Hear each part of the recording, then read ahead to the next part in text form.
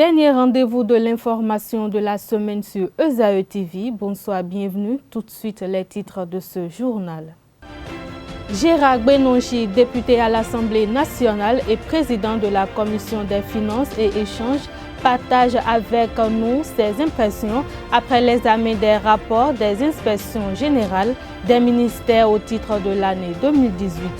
Sur nos plateaux de télévision, l'honorable est également revenu sur les grands défis de la 8e législature. Le marché de friperie est en plein essor au Bénin. Pauvres et riches s'y approvisionnent facilement à des coûts relativement raisonnables. Chacun y trouve donc son compte. Zoom sur un secteur très prisé par les jeunes. Les écureuils du Bénin ont achevé ce vendredi la première phase du stage de préparation à la Coupe d'Afrique des Nations CAN Égypte 2019. Vous suivrez dans cette édition le technicien français Michel Dissuet qui a apporté des clarifications sur le plan de préparation mercredi lors de sa conférence de presse.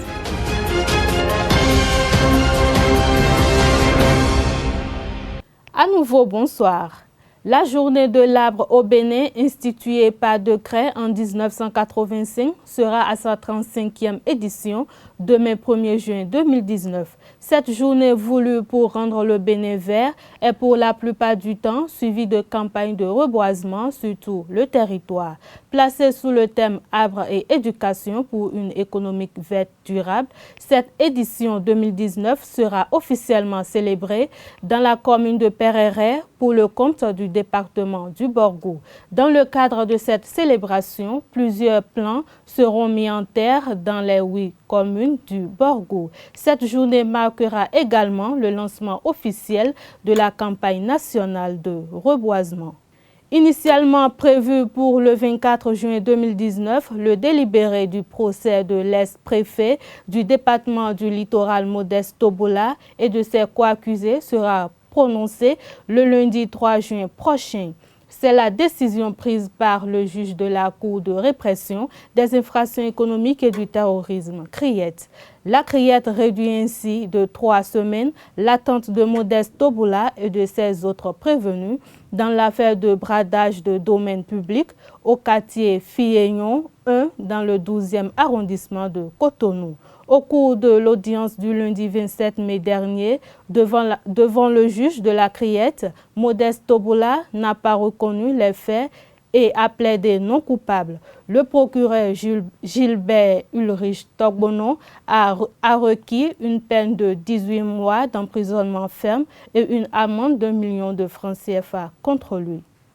Après le compte rendu de l'examen des rapports des inspections générales des ministères au titre de l'année 2018, l'une des décisions du Conseil des ministres du mercredi 29 mai dernier, le député Gérard Benonchi, reçu sur l'émission L'invité sur ESAE Télévision, qui sera diffusée le dimanche 2 juin prochain, a donné son point de vue sur la lutte que mène le chef de l'État Patrice Talon d'éradiquer la corruption au Bénin.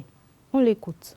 Malgré la lutte implacable que mène le gouvernement du président Patrice Talon contre la corruption, je remarque que la corruption a la peau dure et que les cadres à divers niveaux ne démordent pas. Rien qu'à voir les cas de malversation qui ont été découverts par les services de contrôle, je me dis, cette lutte-là, on ne la gagnerait pas du jour au lendemain. Ce serait une lutte de longue haleine. La deuxième chose, je note que le président Patrice Talon reste droit dans ses bottes, c'est-à-dire il ne démord pas, il continue cette lutte et je pense que nous devons le soutenir pour que vraiment nous puissions éradiquer la corruption dans notre pays parce que la corruption nous fait perdre beaucoup d'argent qu'on aurait pu utiliser donc à autre chose pour le bonheur de nos populations, mais cette corruption a la peau dure et c'est ensemble, main dans la main, que nous devons mettre derrière ce gouvernement pour qu'on l'éradique. À chaque fois qu'il y a des règles qui sont établies pour pouvoir empêcher les voleurs de voler, les voleurs aussi sont ingénieux, imaginent tout ce qu'il faut pour passer par les mailles, pour contourner la loi, puisque leur objectif, c'est de voler. et ils mettent tout à leur disposition pour voler. Et c'est celui qui ne veut pas qu'on vole qui doit toujours être en veille permanente, et savoir qu'il en serait ainsi, et à chaque fois imaginer encore d'autres stratégies pour toujours les épingler. L'honorable Gérard Benonchi est également revenu sur les événements post-électoraux et la lutte que mènent les opposants pour la reprise du processus électoral. Les opposants sont dans une position très excessive, et c'est ce qu'on a noté depuis le début du processus électoral. La position qu'ils ont adoptée, qui a fait qu'ils sont allés dans le décor, qu'ils sont passés à côté. S'ils ne révisent pas cette position, s'ils continuent d'aller dans ce sens, ils iront de décor en décor. Et la marche ne va pas être arrêtée. Le processus continuera. C'est inimaginable de penser que le processus qui allait jusqu'à son terme, où on a fini de lire les députés, qu'on a installé la 8e législature, que le bureau de l'Assemblée a été élu, les différentes commissions installées, et que nous nous apprêtons maintenant à désigner les représentants du Bénin dans les parlements régionaux qui nous attendent et qui ont même envoyé des émissaires à l'Assemblée nationale pour voir dans quelle mesure le Bénin participe à ces différents parlements, qui est une sorte de caution déjà à la 8e législature. Je pense que les opposants doivent refuser leur position et prendre acte de ce qui est arrivé, leur est arrivé, et arrêter de croire de façon imaginaire qu'on puisse encore arrêter le processus. Le processus ne peut plus s'arrêter, c'est pas possible. Ça, c'est un rêve qu'il faut qu'il arrête cela. Ça ne peut pas s'arrêter, nous devons continuer. Qu'il change donc de stratégie, qu'il change de discours et revienne à de meilleurs sentiments pour retrouver donc le navire du Bénin. Ils appellent à une ingérence étrangère. Je pense que s'ils savent ce qu'on met dans ingérence étrangère, s'ils sont des patriotes, ils aiment leur pays, n'ont jamais voulu évoquer ce thème d'ingérence étrangère. Dans tous les pays où c'est arrivé, où des forces étrangères, des puissances étrangères sont descendues dans certains pays ou sous le couvert du vocable ingérence humanitaire, est-ce que la paix recherchée est revenue dans ces pays? Je ne pense pas. Le cas de la Libye est là patent, qui est évocateur. Est-ce que les Libyens ont retrouvé la paix? Non, je ne pense pas. C'est plutôt à une guerre civile, qui ne dit pas son nom, donc, à laquelle nous sommes en train d'assister. On sait quand ça commence, mais on ne sait jamais quand ça finit. Quand les institutions étrangères, les puissances étrangères passent dans un pays, tout trépasse. Tout, la paix, la sérénité, l'économie, le social, tout trépasse. Et nous ne devons jamais souhaiter cela. Et je pense que ceux qui l'ont dit, ils doivent être en train de le regretter déjà, parce que d'autres voix dissonantes se sont fait entendre dans leur propre camp, le camp de l'opposition, pour les désavouer. Ils doivent être en train de faire leur examen de conscience et savoir que c'est la langue qui leur a fauché et ils ne doivent pas aller dans ce sens. D'ailleurs, je ne vois aucune institution, aucune puissance étrangère faire écho à cet appel, en ce sens que le Bénin n'est pas dans une situation telle qu'on puisse imaginer un scénario pareil.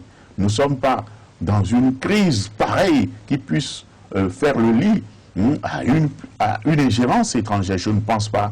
Nous avons quelques secousses sur le chemin donc, du processus électoral, mais qui rentreront dans l'ordre, qui sont en train de rentrer dans l'ordre. Et je pense que le Bénin n'irait pas jusque-là. Pour soutenir les nombreux chantiers ouverts dans le but de rendre plus attractif le cadre de vie des villes du Bénin et améliorer ainsi le bien-être des populations, le gouvernement a prévu l'aménagement des berges de la lagune de Cotonou. C'est ce qui ressort du Conseil des ministres du mercredi 29 mai dernier. Pour plus de précisions, je vous invite à suivre le ministre de la Culture, du Tourisme et des Sports, Oswald Omeki. Au titre des communications, contractualisation pour la conduite de la mission complète de maîtrise d'œuvre du projet d'aménagement de la corniche est de Cotonou. Le gouvernement a prévu dans son programme d'action l'aménagement des berges de la lagune de Cotonou pour soutenir les nombreux chantiers ouverts dans le but de rendre plus attractif le cadre de vie de nos villes et améliorer ainsi le bien-être des populations. C'est dans ce cadre qu'il est retenu la mise en valeur d'un plan d'eau ainsi que la modernisation du centre-ville et du quartier Akpakpa Dodoma et la création d'un lac marin à PLM Alejo Eldorado Beach Club. Tous ces aménagements d'envergure sont destinés à réaliser sur ces berges des espaces de loisirs et de détente, tout en stimulant l'investissement privé. Ainsi, la vocation commerciale du vieux centre-ville sera confortée par un développement immobilier de très grand standing et une transformation du plan de circulation au fin de l'adapter à ce nouveau paysage urbain. D'ores et déjà, les études d'exécution pour l'aménagement des berges du côté ouest de la lagune et la construction d'un boulevard lagunaire ont été conduites en 2017 et en 2018. Pour les compléter, il est pertinent de disposer de l'étude d'aménagement d'une voie de corniche sur la section est des berges. Le bureau d'études ACEP a été identifié à cette fin. La corniche est, proprement dite, s'étend sur un linéaire de 2,23 km décomposé en 3 sections. Les travaux consistent principalement en une chaussée bidirectionnelle à 2 voies de circulation, 2 accotements dédiés aux 2 roues, un trottoir abritant les ouvrages d'assainissement, une piste cyclable pour parcours de santé, un espace vert de largeur variable pour parcours sportifs, un mur végétalisé et une voie de desserte entre le quartier Enagnon et la zone résidentielle. Le conclave gouvernemental a également adopté le projet de décret portant transmission à l'Assemblée nationale du projet de loi portant code de l'électricité en République du Bénin. On écoute à nouveau Oswald Omeki pour plus d'explications. Adoption du projet de décret portant transmission à l'Assemblée nationale du projet de loi portant code de l'électricité en République du Bénin. Le dit projet engage le processus de révision du Code de 2007 et intervient dans le contexte d'une nouvelle dynamique consacrée par l'adhésion de notre pays à divers instruments internationaux du secteur de l'électricité. Il a également pour objectif de renforcer le rôle de l'autorité de régulation de l'électricité et de créer des conditions attractives au secteur privé en vue de favoriser notamment la production indépendante d'énergie. À cet effet, le projet impulse une nouvelle gouvernance des projets, une simplification des procédures de passation des conventions et diverses incitations de nature fiscale. Les ministres concernés accompliront les diligences nécessaires en vue de la transmission du dit projet à l'Assemblée nationale. Le Conseil des ministres a par ailleurs adopté les décrets fixant les modalités de désignation des représentants des diverses organisations au sein du Conseil économique et social, CES, de poursuite de la carrière hors hiérarchie par les magistrats, puis le décret portant mode de détermination de l'assiette, du taux et des modalités de recouvrement de la redevance de régulation par l'autorité de régulation de l'électricité auprès des opérateurs du secteur de l'électricité au Bénin. À Cotonou, plusieurs citoyens ont recours aux friperies pour refaire leur garde-robe. Ces vieux vêtements moins chers comparativement au prix de revient de l'achat d'un tissu et de la main-d'œuvre ou au prix des vêtements dans les boutiques constituent pour beaucoup de Béninois une solution. En effet, le prix de ces vêtements varie selon leur résistance. Pour en savoir davantage, je vous invite à suivre ce reportage que vous propose une équipe de notre rédaction. Installé au cœur de la ville de Cotonou, le marché de friperie Misebo, situé à côté du grand marché d'Antokpa, grouille de monde au quotidien. Dans ce marché, le business de friperie est beaucoup plus l'affaire des Nigériens. Un véritable business autour des habits qui font le bonheur de toutes les couches sociales. Ces vieux vêtements moins chers comparativement au prix des vêtements dans les boutiques sont de différents prix selon la résistance du vêtement. Les habits qu'on vend ici, là, c'est pas comme ce qu'on vend à la boutique, prêt à porter. Ça, c'est à Chota, friperie. Donc, c'était moins cher. Tu peux trouver une robe à 500, 300. Même, il y a les gens qu'on appelle les BCC, non. Ils viennent ramasser à la fin 50-50 compte. Pour faire, ils font les BCC en gros. Et ils prenaient un bagage comme ça, là, un colis à 2500, 3000. On vend habits dans un comme ça, 1000 francs, 700. Maintenant, quand le client il ne vient pas encore, l'argent là se diminue. On vend 400, 300. Ces vendeurs de friperies ont choisi de vendre leurs marchandises dans ce marché et non dans les boutiques à cause de l'affluence qui s'y trouve et du coût très élevé du loyer des boutiques. Ça fait de l'argent parce que dans les boutiques, tu vas payer les loyers, chambre à partir de 25 000, 50 000 et les vendeurs de friperies ne peuvent pas trouver cet argent. C'est pourquoi on reste ici. Là, qu'on peut rester dans un hangar. Tu peux même donner à la fin, tu donnes à 1000 francs, 500. Et les gens qui contrôlent l'affaire. Très prisé par les Béninois, ces vêtements d'occasion est un véritable business qui fait le bonheur de toutes les couches sociales, mais surtout de ceux qui y vivent.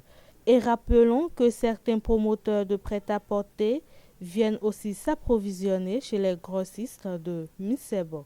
Sport dans cette édition, les écureuils du Bénin ont achevé ce vendredi la première phase du stage de préparation à la Coupe d'Afrique des Nations CAN Égypte 2019. Pendant 5 jours, Michel Dissué et certains des 23 joueurs sélectionnés ont effectué sur le terrain de la BCEAO à Cotonou les premiers réglages avant de commencer les choses sérieuses lundi prochain à Ifrane au Maroc. Le technicien français a apporté des clarifications sur le plan de préparation mercredi lors de sa conférence de presse. Sur le plan qui est prévu, le plan n'a pas changé. J'avais parlé d'un stage, d'un avant-stage ici à Cotonou, on est dedans. J'ai parlé d'un stage au Maroc. Le lundi 3 juin, on va partir au Maroc, voilà, et se préparer jusqu'au 20 juin. Et ensuite, ce stage sera sorti des 2 matchs amicaux prévus, contre la Guinée le 11, contre la Mauritanie le 18. Et ensuite, on rejoint Ismaïlia le 20. Donc, le plan de préparation, il est suivi. Le rassemblement et les joueurs, effectivement, je suis le canevas, quoi. C'est-à-dire, là, vous avez des joueurs qui ont fini le week-end dernier. Donc, cette semaine, ils coupent, ils se reposent. Couper mentalement et physiquement, faut que ça se régénère un tout petit peu. Et puis à partir de lundi, ils sont là, quoi. Et ils seront au Maroc. La préparation pour eux va commencer dès lundi. Je comprends, quoi. C'est pas qu'on veuille tout fermer, c'est pas ça, quoi. Mais on est sur une infrastructure qui est très sécurisée. Nous-mêmes, pour rentrer, il faut qu'on marque, faut qu'on monte patte blanche. Tout est listé, tout est le nombre de personnes, c'est le fonctionnement de la BCEAO et on doit s'adapter par rapport à ça, quoi. Donc, je sais que ça porte préjudice parce que pour les journalistes ou pour les gens, c'est difficile à suivre les séances d'entraînement. Mais on a choisi aussi ce terrain-là parce que, voilà, à partir du moment où Kounou, la pelouse n'existe plus en ce moment, ils ont tout gâté. Je ne veux pas m'entraîner sur un terrain synthétique non plus. Donc les solutions étaient limitées. Donc le meilleur endroit pour se préparer, c'était le terrain de la BCEAO. Concernant le renfort, pour étoffer un petit peu l'effectif, il y a 2 personnes qui vont nous rejoindre. Donc le préparateur physique adjoint, c'est Emen Djedidi. Et l'analyste vidéo, ce sera Pascal Lafloriel. Ce sont deux personnes qui sont compétentes et qui vont certainement beaucoup nous apporter. Et puis le 3e élément, au niveau médical, il y aura un kiné supplémentaire, mais pour l'instant, je n'ai pas encore son nom. Donc, mais ce n'est pas moi qui choisis les kinés. Restons avec Michel Dissué. Pour sa deuxième participation à la CAN avec le Bénin, il expose les objectifs de son équipe à la 32e édition de la Coupe d'Afrique des Nations. Je pense que l'objectif de l'équipe aujourd'hui, c'est de présenter un beau visage à cette Coupe d'Afrique des Nations.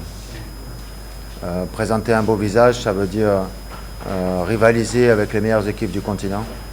Et pour rivaliser avec les meilleures équipes du continent, il s'agit d'être performant dans tous les domaines. On a essayé de s'asseoir sur une base défensive un peu solide, parce qu'on peut voyager que si on a des fondations qui sont solides. Et on sait qu'on a encore une marge de manœuvre, une marge d'évolution et une marge de progression sur tout ce qui va être animation offensive. Donc, on va avoir un peu plus de temps pour travailler un peu plus sur les automatismes, sur les repères, sur les connivences entre les attaquants, de façon à présenter encore une équipe qui soit capable de créer encore plus de danger et d'être plus efficace. Je décompose un petit peu les objectifs à atteindre. Donc pour moi, le premier objectif, c'est de gagner un match, puisque jusqu'à présent, le Bénin n'a jamais gagné un match en phase finale. L'objectif, si on gagne un match, déjà, on va se rapprocher du deuxième objectif, qui est celui de se qualifier pour les huitièmes de finale. Et puis après, Inch'Allah, on s'arrêtera quand on sera tombé sur plus fort que nous. Et mon vœu le plus cher, je l'ai dit, c'est de rentrer le plus tard possible à la maison. Pendant que les écureuils s'activent pour rejoindre leur camp d'entraînement au Maroc, la Vitalor Ligue 1 va aborder sa 36e journée. Eusaïe Football Club reçoit demain Soleil FC à René-Pleven. Dimanche, Beke FC accueille la jeunesse athlétique de Cotonou, Jacques, au stade Bonakeri de Ndali. Dans le duel à distance pour le titre, les Buffs FC du Borgou affrontent la jeunesse sportive de Pobé JSP. Asvo et AS Tonnerre sont au repos cette journée. Hier, en clôture de la 35e journée, UPI-ONM a battu Aspac 2-1. En Ligue 2, après le match nul et vierge contre AS Cotonou lors de la 35e journée, le leader Real Sport de Parakou se déplace chez le 4e Audio FC dimanche. Son dauphin Dynamo Dabomey reçoit quant à lui Mamba Noir demain. Le 3e espoir de Savalou sera l'autre de Delta FC de Glazoué pour le derby des collines. Cavalier de Niki est au repos pour le compte de la 36e journée. Et voilà, ce sera tout pour aujourd'hui. Merci de nous avoir suivis. Restez toujours connectés sur les www.ezautv.bj. Passez un excellent week-end. Bonsoir.